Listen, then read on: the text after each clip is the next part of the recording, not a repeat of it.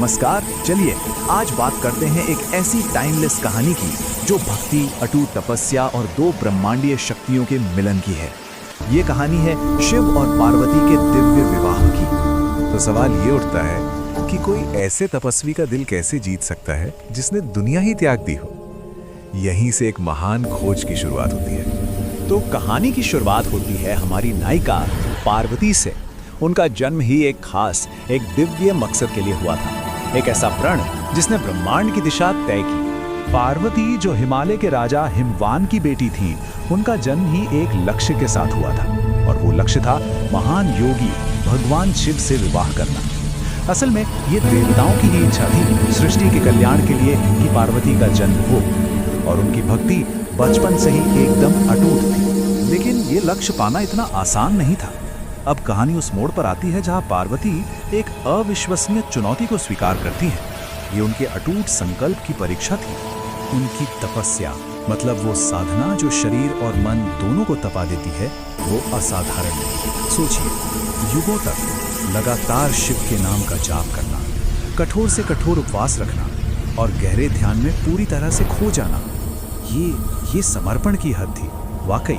लेकिन कहानी में एक ट्विस्ट आता है। देवताओं ने सोचा कि चलो मदद करते हैं, और उन्होंने प्रेम के देवता कामदेव को भेजा शिव का ध्यान भंग करने के लिए। पर हुआ क्या? शिव की समाधि टूटी और उनका क्रोध जागा। उन्होंने अपनी तीसरी आंख खोल दी, वो आंख जिससे निकली ज्वाला ने कामदेव को ही भस्म कर दिया। अब पार्वती के लिए रास्ता और भी मुश्किल हो गया। और अब आता है कहानी का वो मोड़ जो सबसे जरूरी है, वो अल्टीमेट टेस्ट, जहां पार्वती की भक्ति को खुद शिव परखते हैं। ये उनकी आस्था की सबसे बड़ी चुनौती थी। शिव एक ब्राह्मण का भेष बदलकर पार्वती के पास आए और उनकी पसंद पर सवाल उठाने लगे। उन्होंने पूछा, भला एक ऐसे योगी से क्यों शादी करनी है जो जंगल में रहता है, जिसके पास कोई शान शौकत नहीं है? क्या वो तुम्हारे लायक है? इस पर पार्वती का जो जवाब था वो उनकी गहरी समझ और सच्चे प्यार को दिखाता है। उन्होंने कहा, मैंने भगवान शिव को उनके तेज, उनके त्याग और उनकी आध्यात्मिक शक्ति के लिए चुना है, ना कि उनके बाहरी दिखावे या धन दौलत के लिए। बस इसी निष्ठा ने शिव का मन जीत लिया, और आखिरकार उनकी तपस्या सफल हुई।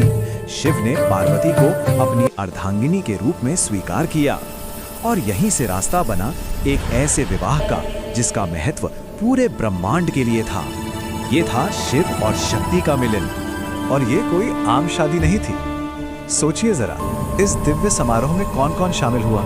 सारे देवता, बड़े बड़े ऋषि मुनि, गंधर्व, अप्सराएं, यहाँ तक के प्रकृति के पांचों तत्व भी गवाह बने। मतलब पूरी सृष्टि इस मिलन का जश्न मना रही थी। तो ये विवाह सिर्फ दो लोगों का मिलन नहीं था, ये असल में चेतना यानी शिव और सृष्टि की ऊर्जा यानी शक्ति का एक शाश्वत मिलन था। ये वैराग्य और प्रेम का एक ऐसा संगम है जो हमें बताता है कि ब्रह्मांड का संतुलन इन्हीं दो ताकतों के मेल पर टिका है, और इसीलिए ये आज भी इतना पूजनीय है। तो आखिर में ये सदियों पुरानी कहानी हमें प्यार की असली ताकत और अटूट भरोसे के बारे में क्या सिखाती है?